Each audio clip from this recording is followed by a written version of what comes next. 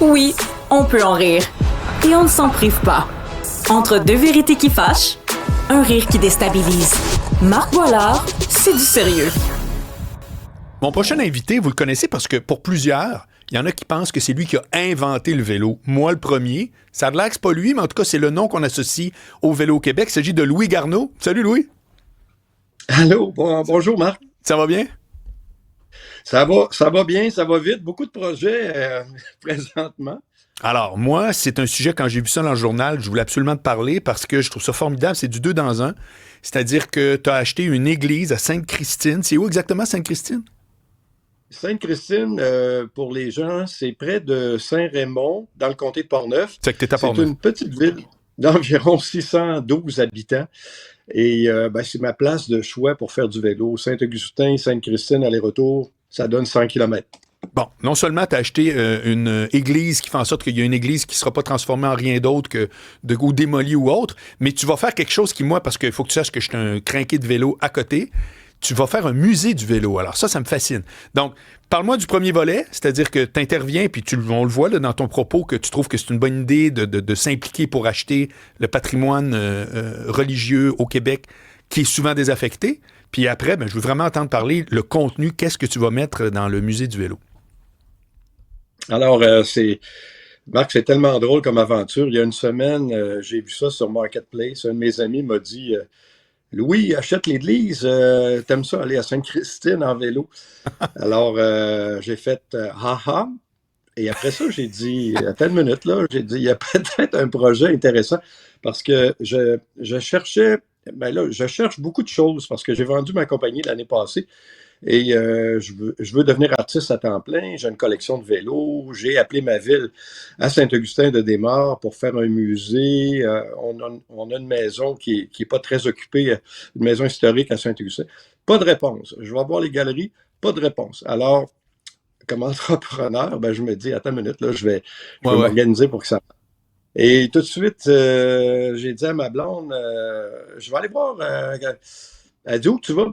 Je vais juste voir une église à Sainte-Christine en fin de semaine. Alors, j'y ai été 2 fois. Et lundi, j'ai été voir la municipalité aussi, le maire, Marc Ouellette, parce que comme je ne vais pas passer pour un étrange, un étranger au village, puis ils ont dit, hey, Monsieur Garneau, ça serait tellement le fun. J'ai expliqué mon projet. Je veux faire un espace pour exposer mes vélos. Je veux faire un espace pour faire une galerie d'art.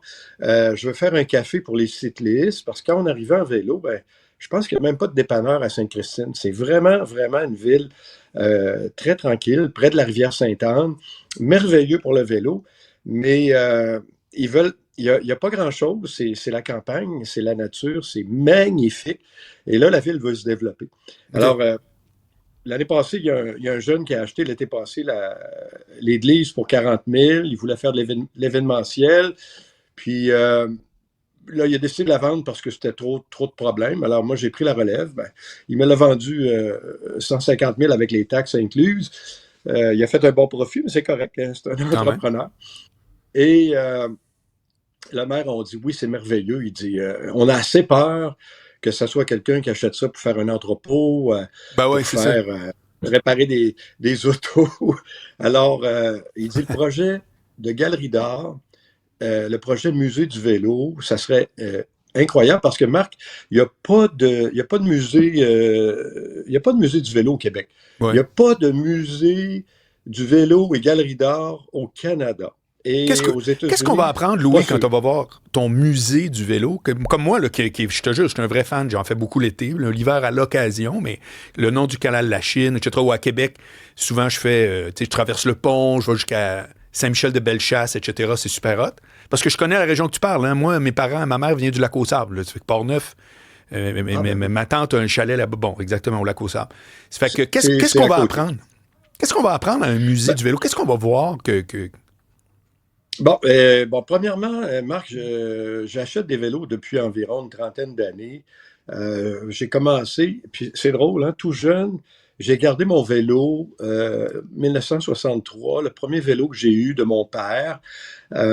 C'est un petit vélo italien. J'avais 3 ans, j'ai commencé à faire du vélo. Moi, ce que j'ai aimé pédaler très jeune, puis par hasard, je ne sais pas pourquoi, ce vélo-là a été conservé. Et j'ai commencé à garder tranquillement des pièces, mon vélo des Jeux olympiques, mon vélo de champion canadien. Et je me suis mis à acheter des vélos. Et à chaque année, je vais aux États-Unis, dans la région de New York. Il y a un encan. Et c'est le plus gros encan du monde. C'est dans une grange. C'est nowhere, c'est perdu. Mais les maniaques de vélo se rencontrent là. Alors, je viens d'acheter un autre, à peu près 30 vélos, au grand découragement de ma blonde. Et j'ai acheté, pour répondre à votre question précise, j'ai toute l'histoire du vélo en Amérique. Alors, le premier vélo, la Drazienne, 1817. Ça, c'est un vélo de l'Angleterre, par exemple, parce qu'en Amérique, on n'a pas commencé les premiers à faire des vélos. La Drazienne, c'est un vélo pas de... C'est comme un push-bike, là. C'est un vélo pas de pédales. Après ça, les pédales sont arrivées. Ça a été le vélo, le Bone Shaker. On a mis des pédales sur la roue avant. Après ça, la chaîne est arrivée 20 ans après. Donc, il y a toute l'évolution des vélos d'Amérique. Vous allez voir, même les vélos Mustang de Schwinn dans les années 70. Vous allez voir des vélos des années 30. Et ce qui est intéressant, les vélos suivent le design des voitures. Alors, des vélos très ronds des années 30, avec des ailes qui sont étirées et tout ça.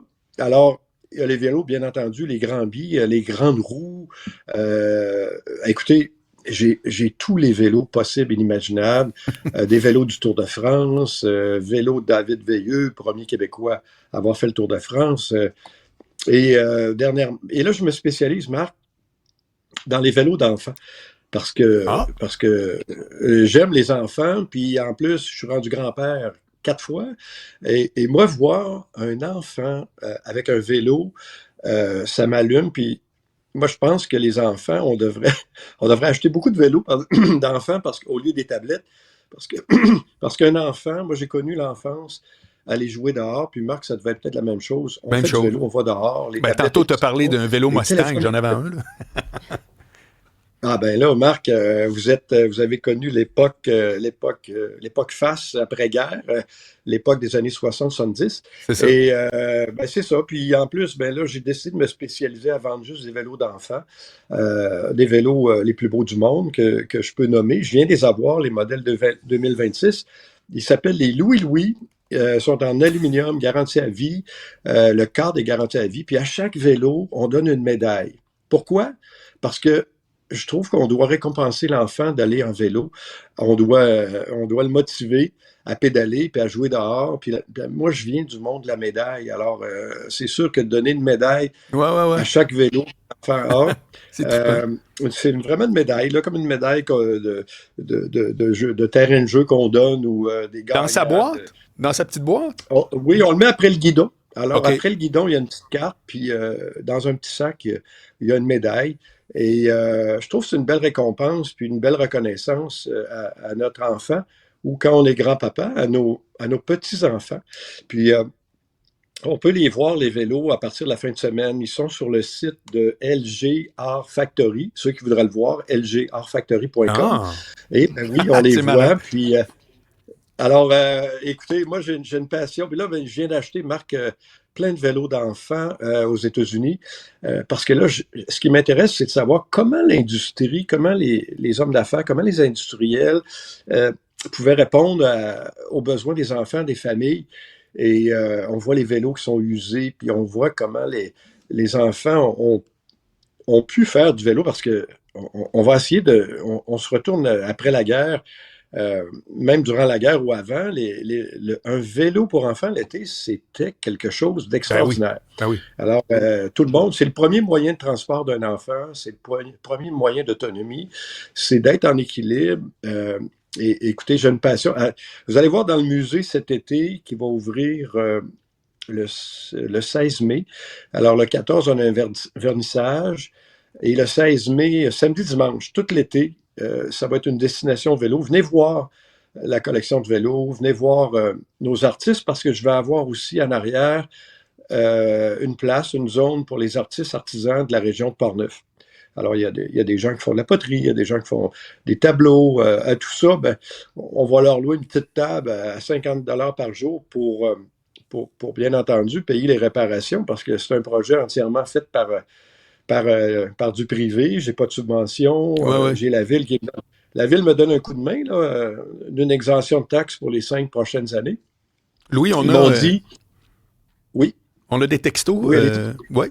Oui, Monsieur Garneau, ouais, bonjour. On reçoit beaucoup de textos de nos auditeurs. Il y a quelqu'un en premier qui vous demande si vous aviez déjà pensé à écrire un livre, à donner des conférences sur l'histoire du vélo. Première question. Il y en a une autre aussi. Quelqu'un, c'est Yvan, qui se demande, vous pensez quoi des vélos électriques? Peut-être commencer avec la première. Allez-vous faire des conférences, un livre?